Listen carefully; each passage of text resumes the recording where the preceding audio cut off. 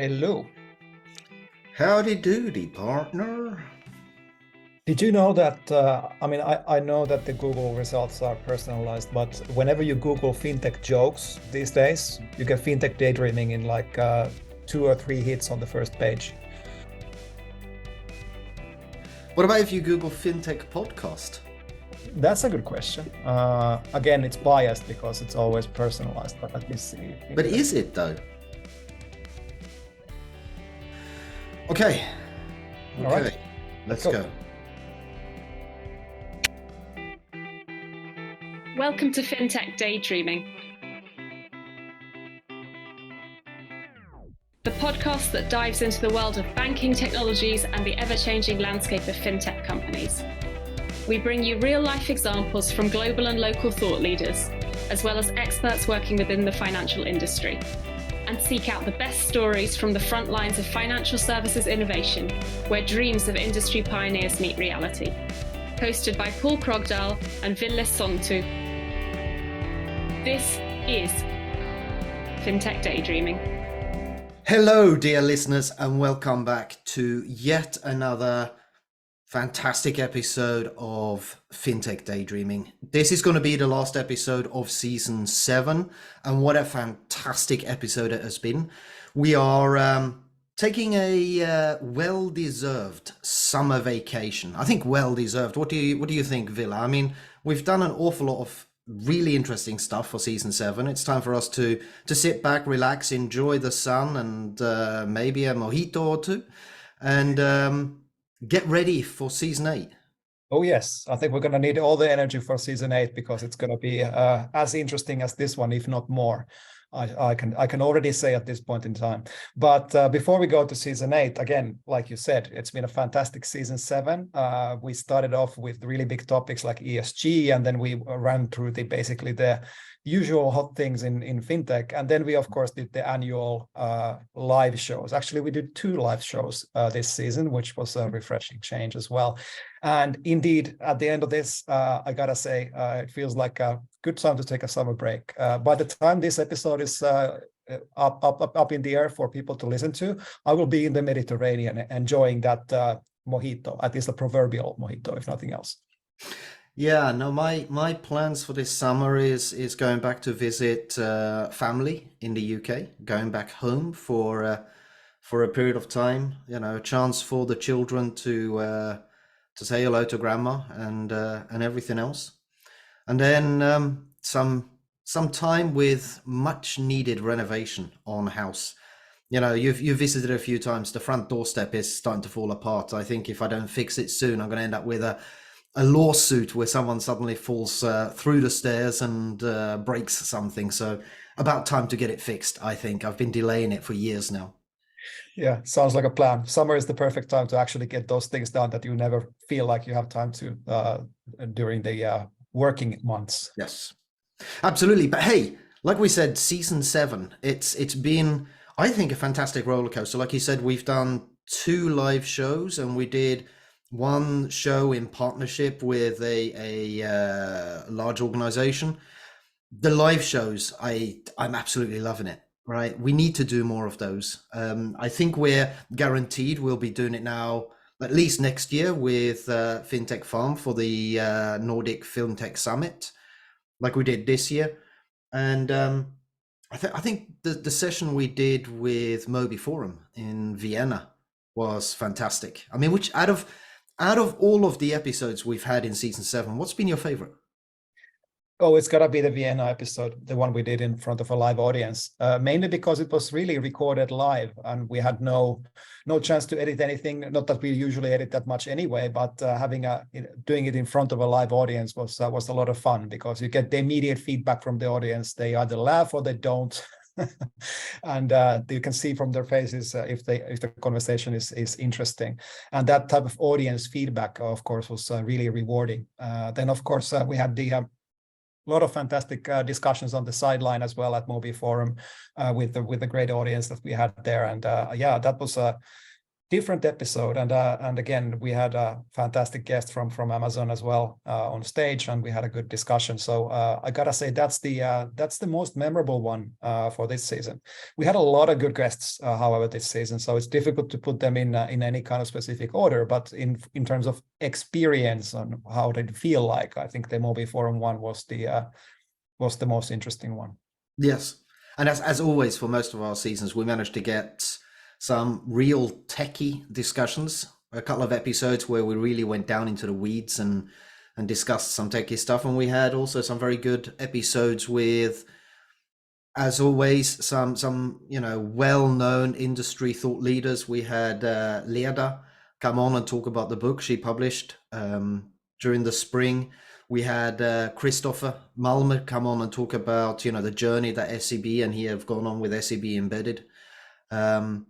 I think, all in all, fantastic. But can you guess which of our episodes has had the most views and most likes on LinkedIn, on YouTube?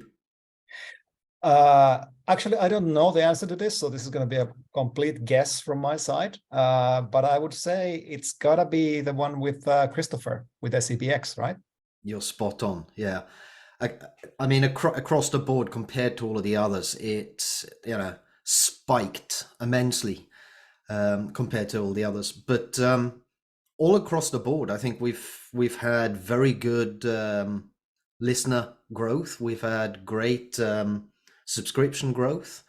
Actually, the most interesting one is on LinkedIn. We've now got more than 2,000 followers to our page on LinkedIn, which is a good and steady growth. Yeah, I think that's what we're going for, right? I mean, having a steady growth, keeping our kind of theme and base intact, not trying to kind of overthink too much. I think it's exactly what we would want at this point in time. Mm-hmm. That and more live episodes, of course. Absolutely, yes, I agree with that completely. More live episodes. Anything else you feel that we should change up, make new, or any changes we should do in season 8? I think let's turn that question around to the audience, right? So we would like to, of course, hear your feedback. Is there something that works really well, something that doesn't work, and that you would like us to change? Anything from the length of the episodes, the style of conversation, maybe, and the way we construct these episodes for you. I mean, we would really like to hear your feedback on that. One of the things that we were discussing earlier, Paul, was that we might be trying to create summaries of the episodes and put them up front, so people will hear in the beginning what was the conversation is about, and then we move on to the guest. We're going to experiment with that a little bit. Let's see how it works out starting next season. Yeah, I think one of the feedbacks that we've got is that our little teaser videos, or the little sort of fun bits that we put at the beginning of the episodes, aren't quite working. They're not too relevant, and it doesn't pull the people in. So I think that was it was worth an experiment for season 7, but that one flopped. Let's try something new for season 8, and hopefully continue growing on that. Yeah, exactly. And even if we don't grow, we're actually really happy with the audience that we have right now, and this is working for them and us. And I think it's nice to be here for you producing this content. But of course, the more people hear about this, the more people we are able to make happy. So that's also a good thing to strive for. Absolutely, I agree. Do you think you're going to be traveling just as much for season 8 as you were for season 7? Are we going to get, continued fantastic, interesting backgrounds of you in hotels? I mean, season 7, you were in Africa, you were in Sweden, you were in God, too many places for me to remember. Yeah. It was a lot of travel for me during the beginning of 2023. I do not know if it's going to be as bad or as good, depends on how you see it in the second half of this year. But we'll see. I can guarantee that I will do some episodes from hotel rooms, like I'm doing right now. So I'm here in Sweden for the last week before my summer vacation, and yeah, you're going to be seeing hotel backgrounds for sure. I hope they're just a little bit better than the makeshift Looks like a hospital you're in at the moment, but maybe we won't mention what hotel you're staying in this time. Yeah, let's not go there. But all I can say is that, like we were talking before the episode, that it's like a combination of a hospital and a school at the moment. The hotel I'm staying in right now. So yeah, it could be better. It's not the glamorous life of a business traveler always for us. What do you think is going to be the hot buttons, the cool subjects for the autumn of this year for season 8? I've got some ideas and some thoughts, but what do you think? Yeah, I think in the beginning of this season, we tried to lay out the big themes, and the big themes like ESG, we all covered. Embedded finance, obviously, with the episode with Christopher, was very well covered as well. Then the really hot topic of the moment is the generative AI and AI in general in context of financial services, and I think that is still heating up. So my guess for the second half of this year is that we're going to have a lot of conversations about generative AI, not only ChatGPT, but and from a broader standpoint. What does it mean when you have these capabilities that are sometimes unpredictable, and then you bring them into the context of banking, which needs to be very deterministic? So I think this conversation will continue, and I do believe it's going to be our number one topic for the second half of this year. No, I agree completely. I'm starting to see a two camps when it comes to generative AI. You've got the chat GPT, as we all talk about, which is very much focused on consumer, right? General population like you and me and everybody else. But it doesn't lend itself very well for enterprise use or corporate use, or even more for banks, etc., to use in a business context. So I think we're going to see a split. I think we're going to see the continuation of generative AI like ChatGPT going towards, I'm not going to call it fun and games, but more for use of individuals in search engines, those sort of things. And we're going to see a growth of enterprise scale or for enterprise use of large language modules, etc., because I think they need to be trained different, and the element of error and deterministic capabilities have to be very different, I believe. Yes, and I'm really keen to also follow what's going to happen in the compliance space for generative AI, because we all know who's been dealing with banking regulation in any shape or form. They are basically very long documents, hundreds of pages of mostly very complex legal text in many cases. And generative AI, basically these large language models are excellent at summarizing the key points from these documents.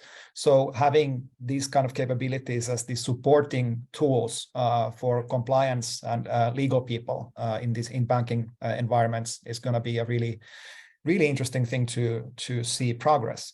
We've moved on from the discussion that we had in the earlier days of this generative AI discussion, where people were saying things like we will see robotic lawyers replacing lawyers completely. I don't think this is. I think we moved on from this understanding what are the capabilities of the generative AI, but having it as a supporting tool in the legal space, in the same way as developers are able to use generative AI as a supporting tool for coding. I think this is an interesting combination of things that will definitely have an impact on the financial services space. And I hope we're able to get good guests to talk about this specific topic in the second half of this year. Absolutely, yes. And I'm just wondering, I know we're laboring onto this quite a lot now, but I mean, one of the biggest issues that we've had with ChatGPT is hallucinations, right? Mm-hmm. Where it will basically make stuff up for you, even though it believes and tries to say to you that it's based on facts. When it comes to having ChatGPT develop code for you, I suppose code is a little bit more black and white, binary, right? You can't really hallucinate with code because then it won't compile properly. So using generative AI to help you to write code probably at the moment is a much more interesting use case than some of the others, where there is a risk that the AI modules will hallucinate. that being said, even for developers, it's really important that you know what you're doing when you're using these tools to generate code, because in the same way as they hallucinate on text, they can also make mistakes on code. And especially when you're developing these critical systems like in financial services, then of course you need to understand exactly what you're doing when you're using these tools. So while coding and development in general is more black and white than these legal and compliance issues, that's right. But even in both cases, you need an expert to use these tools properly. Otherwise, you're going to create a lot of problems. Yeah. Another trend that I think that we're going to see a continued growth of is hybrid cloud. I think we've had a lot of discussions on the podcast around public cloud. We had David Hansen join us this season to talk around his cloud exit. I mean, that's exit from public cloud. We need to be careful here and sort of distinguish between private clouds and public clouds. We also had that episode that was in partnership with IBM, looking at IBM Cloud and other public cloud and private cloud capabilities.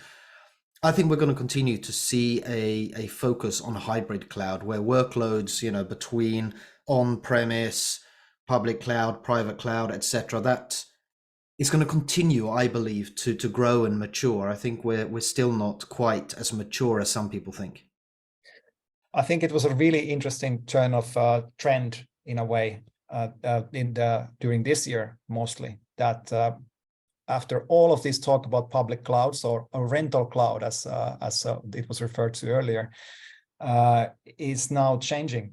The momentum is switching back to the fact that no, you actually don't need to run everything on a public cloud. You shouldn't. There's a lot of reasons why you actually want to have an on-premise solution. So I agree. The hybrid cloud conversation is going to be moving into a new phase during this year, and we're going to see a lot of maybe a lot is too much said, but we're going to see some pullback from public clouds into private environments for many reasons: efficiency, the data security, privacy regulations being some of them. But overall, I think people are starting to understand the bigger picture of between local and public deployments. Another thing that I keep wondering about, we've had a lot of news in recent time around growth of banking as a service and super apps. Are you sitting in the sort of mobile payment space? Super apps must be one of the things that you've got your eyes on. Do you think we're going to continue to see a focused growth of super apps and as a service capabilities around banking in particularly Europe? Difficult to say, to be honest. The whole super app conversation, and this is actually what we talked about in the Mobi Forum episode as well. It started from Asia. So there's this clear interaction points in China specifically of these app providers that were able to combine a lot of these verticals into a single user experience. In the European markets and North American to a certain extent as well, it's much more diverse in terms of the user interaction points. So there's no logical player to take on the role of a super app provider. Now, it doesn't mean that there are companies not trying to do that. We have certainly seen the likes of Revolut and Klarna, for example, from the fintech space, try to get into this super app position with varying levels of success.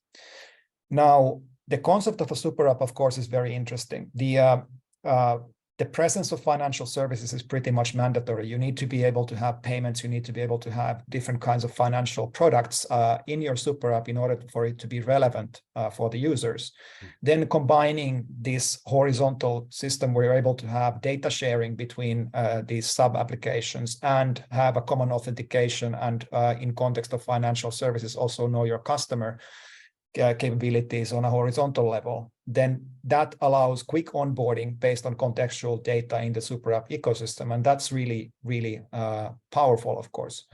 Again, the challenge in the European market, in my mind, is going to be that there, again, is no single logical player that could actually occupy this space in an efficient way right now. This might change, and I would be happy to be proven wrong, but at the moment, there is no clear leader in the super app space for Europe, at least. No. One more observation that I would like to add from the emerging markets perspective as well. People tend to forget that in Africa, in mobile money markets, the idea of having these embedded financial services has been present for a long time. In a way, you could say that the mobile operators USSD menu, the very basic black and white text menu that you use in many African countries with basic phones, that is kind of a super app, because they already have payments and all these mobile money capabilities embedded into these user flows. They are just being presented in the mode of USSD. So people don't really think about that as a super app. But if you scratch beneath the basic user interface surface, underneath it's all modern APIs. It's basically a complete ecosystem of embedded financial services just being visualized in form of a USSD. So people tend to forget that that actually is it has the building blocks of a super app underneath it. Interesting. I had not thought of that. So yeah, interesting and eye-opening, and again, very geeky. We're getting geeky in our episode here.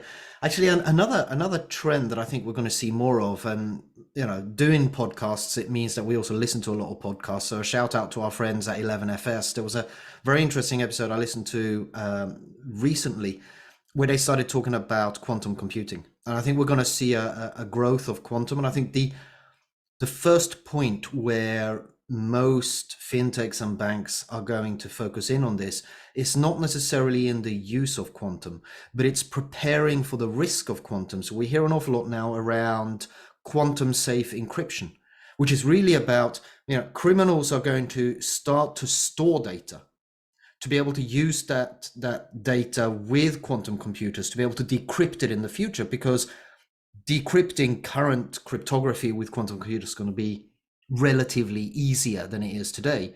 So a lot of organizations now are thinking about this. Well, how do we ensure that our encryption capabilities today are going to be quantum safe? Because otherwise we're going to end up in a situation where we might have been hacked, or we will get hacked, and the data gets taken, and most people will say, well, we're not too worried because it's encrypted. Yes, but that data will be saved, and then it will be decrypted in 5-10 years time. And it was interesting discussion on 11FS, and I've also heard it on a couple of other podcasts that I'm listening to. So I think one of the things that I'd like us to dive into, whether it is in season 8 or fairly soon, is this journey of quantum. Where is it that we're going, and what's going to be the impact on both the banking industry but also on the fintechs when it comes to quantum? Yes, and I think I have exactly the right guest in mind as well for us to try to get him maybe on the podcast. Fantastic. But more on that later. Quantum, just to kind of summarize what you said, is a really funny in a way, because it's one of these spaces, like you said, where the opportunity is basically in defending from it. There's very few real use cases in terms of trying to create something new out of this quantum opportunities. They're all related to the ones that do actually create some value are related to market predictions, of course, in the capital market space, and that ultimately becomes almost like a race to zero, because you need to have this arms race will happen. Some will have a few second advantage on the micro trading space, for example, but then the others need to catch up and so forth. Then you're talking about this seconds and maybe minutes worth of predictive capabilities on these markets, and this competition will be interesting to follow. But beyond that, I haven't seen too many interesting use cases in quantum. They're all related to defending against quantum attacks, more or less. Yeah, I think from my perspective, that's the key trends that I think we're going to see and talk about in season 8. But maybe our listeners have got some ideas and would like to recommend or suggest specific focus areas that we should take a deep dive into with some guests. Yes, indeed. So to summarize, we see the generative AI leading the trends maybe towards the end of this year. Then we will continue to have discussions about embedded finance and banking as a service, and then quantum will be there as well. Now, there is one thing missing from this list that we have been mentioning many, many times in all of our episodes, and that is the whole Web3 crypto conversation. What do you think about that, Paul? I mean, is it going to fade away, or are we going to continue to have these discussions? How do you see it? You're setting me up for abuse here, Ville. You know that. Right.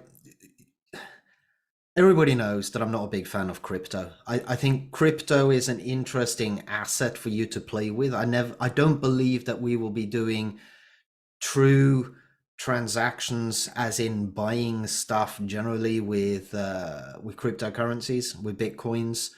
They're going to be storage of value in the future. I don't think they're going to disappear, but they might get replaced. Bitcoin might get replaced by something else. I think this notion of people connecting central bank digital currencies to cryptocurrencies to try and make them somehow connected in some way to promote how cryptocurrencies are good, or even how central bank digital currencies are bad. I think that is a failed fool's notion as well. I think central bank digital currencies will come, and they'll be something that we have alongside of cash and all other existing representations of fiat currency, be that, public or private money. So my foundations are still there. Cryptocurrency, I'm not taking it too seriously, but I've got a couple of Bitcoins, and I'll see what happens with them. But more than that, no. Web3, I think there's some good notions of Web3, but I think that there are still too many people running around trying to dilute what Web3 is to try and fit narrative that they want to have. And again, here, I probably am going to get abused for this, but a lot of that dilution is being driven by crypto fans to try and position again the notion of Bitcoin and crypto as a way of supporting this narrative of the next generation of web, where everybody owns and monetizes their data.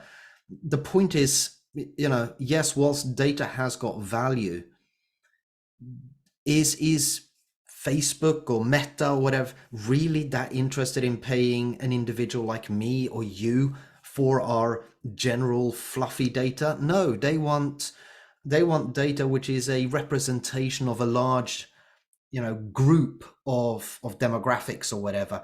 And whether it is, you're not going to really be able to monetize your small amounts of data, but maybe some iterative journey of NFTs and everything else turns into something relevant for Web3. I think Web3 is going to come. I don't think it's quite going to look as we are suggesting right now. I think metaverse as well. Well, maybe it comes. At the moment, I'm not, impressed or enamored by it, but I like to be proven wrong. We went from Web 1 to Web 2, and we're now going from Web 2 to whatever Web 3 is, and I look forward to that journey. But I'm skeptical of what it actually is going to look like, right? I think we're going to invent a new name for Web3 and crypto quite soon, in the same way as open banking kind of became embedded finance after a couple of transitions from open finance and so forth. And now we're talking about embedded finance. Ultimately, it's all about APIs and bringing these banking services into different or new contexts outside the bank. In the same way, we're going to probably see Web3 conversations moving forward to some other name. But the ideas underneath it will remain the same. I think there's going to be a challenge towards actually, do we need blockchains? Do we really need crypto? Especially when we're going to have alternatives from the conventional financial services space that are equally well equipped to service these new types of digital environments. And this is where it disconnects to embedded finance, of course, and to a certain extent, even central bank digital currencies. Like you said, CBDCs will not have anything to do with crypto, as much as the crypto enthusiasts would like us to believe that they do. So the CBDC's role will actually be to be a digital currency in a lot of places where it's not being used today. Now, we didn't include CBDCs in our list of hot topics, but I do have to say that the European Central Bank is finishing their design of the digital euro during the Q3 of 2023. And I think we need to have a conversation about the digital euro once the final design is public information. I think it's going to be in October this year. And hopefully we will get a good guest to talk about the digital euro, of course. That's always interesting for us living in countries where we actually use the euro on a day-to-day basis. No, I agree. So CBDC is definitely something that we will cover off in more detail in season 8. But I think we can round off this episode. We've had a really good discussion. I think we are lining up for some really key points to cover in season 8. We'll make some changes. So some of the things won't change. I mean, our theme tune or theme music, we will keep the end, but maybe some of the formatting will change. But as we're still in season 7 and we still want to keep to the format that we've got at the moment, we cannot stop the joke. And it's just you and me. Ville, I've been the honorary host for this episode, which means that the joke falls on you. Have you got a joke? I do. And actually the first joke that we noticed before recording this episode is if you Google fintech jokes, at least for me, in my personal Google results, our podcast is on the first page of results. That means that we are probably the only fintech podcast that is taking this joke thing quite seriously. So let's cheers for that during this summer. But so yes, of course, I have a joke, and it's really bad, as you would expect. So I talked to my financial advisor the other day, and after that, I slept like a baby. I woke up every hour and cried. Actually, that's extremely relevant with the financial situation we've got going on globally at the moment, right? Absolutely. Oh God! All right, fine. Yep. So, Ville, I think we are coming to the end of an episode. We're coming to the end of a season. We're going to take a well-deserved break. We'll be back on the 1st of September. We are scheduled to release the first episode of season 8. Any final messages or words you want to give to our listeners before we go on our well-deserved summer break? Just the usual.